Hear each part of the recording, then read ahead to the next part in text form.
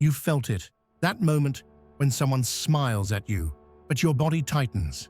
They laugh at your joke, nod at your story, offer you kindness, but something inside you recoils. You can't explain it. There's no proof, no insult, no crime, only a whisper in your gut. This isn't safe. You smile back anyway, because how do you confront a feeling? How do you question someone who's only ever been nice? Here's the paradox.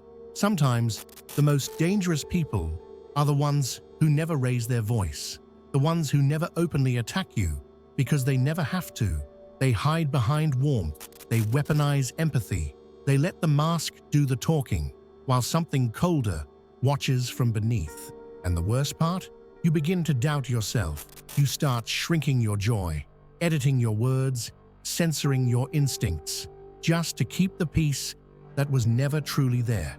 Carl Jung called it the shadow, not just the darkness in others, but the one we deny in ourselves, the one that smiles through gritted teeth, the one that hugs with hollow arms, the one that claps when you fail and pauses when you rise. You've met this energy before, maybe in a friend, maybe in family, maybe in yourself, and once you learn to see it, you'll never unsee it again. So here's the question that will split your world in two. What if the person who loves you the most is the one quietly rooting against you? We're taught to fear the loud ones, the obvious abusers, the screamers, the violent, the cruel, but the real threat is often soft-spoken. They don't invade your boundaries. They rearrange them. One moment you're laughing with them, the next you're apologizing for things you didn't do. You feel guilty for wanting space, ashamed for having needs, confused because they were just being nice. This is not kindness. It's manipulation by design. Like when they sigh and say, "I just worry you'll take this the wrong way," before gently criticizing you. Here's how it works. 1. They mirror you. In the beginning, they're everything you've ever needed: understanding, attentive, safe. They study your wounds and present themselves as the cure. You mistake this for connection, but it's camouflage. 2. They slowly inject doubt, not with insults. Those are easy to spot.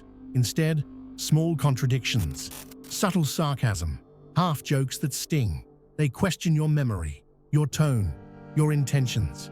Soon, you're the one saying, "Maybe I am overreacting," before they even have to. You start second-guessing yourself. 3. They make your discomfort your fault. If you flinch, you're too sensitive. If you pull back, you're cold. If you confront them, you're paranoid. They're not doing this because they hate you. They're doing it because they need you to stay small. Every reaction you have becomes evidence against you, and they never raise their voice because the weapon was never volume, it was invisibility. Here's the truth.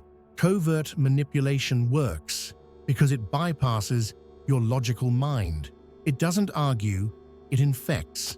By the time you notice something's wrong, you're already explaining it away. You're defending them against yourself.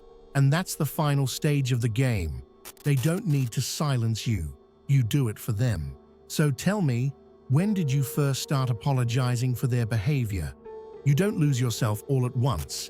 It happens in fractions. A paused opinion, a swallowed truth, a laugh that feels forced. You don't even notice it because the shift isn't loud, it's internal. The cost isn't just being manipulated. It's years of healing from things you can't name. It's staying in a job, a friendship, a relationship where you're shrinking. It's blaming yourself for your own collapse. It's calling it overreacting when your body screams unsafe. It's labeling your intuition crazy because someone else did it first. And the worst part? You perform stability so well, no one sees you drowning.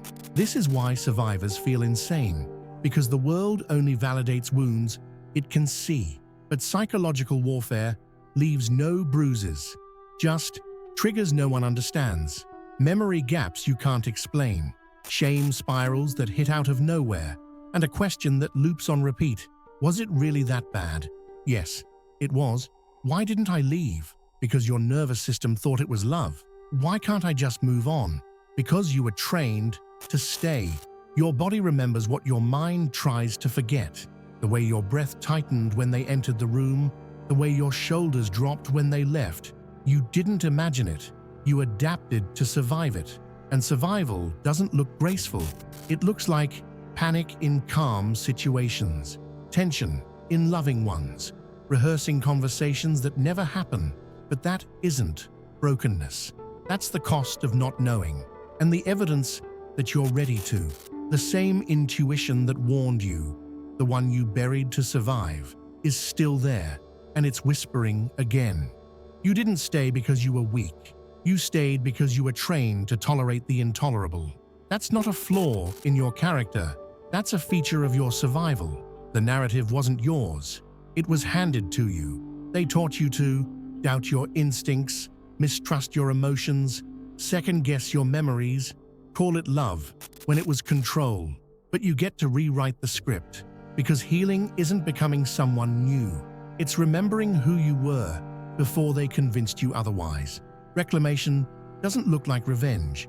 It looks like saying no without guilt, leaving the room without explaining, resting without earning it, trusting a calm nervous system more than a charming face.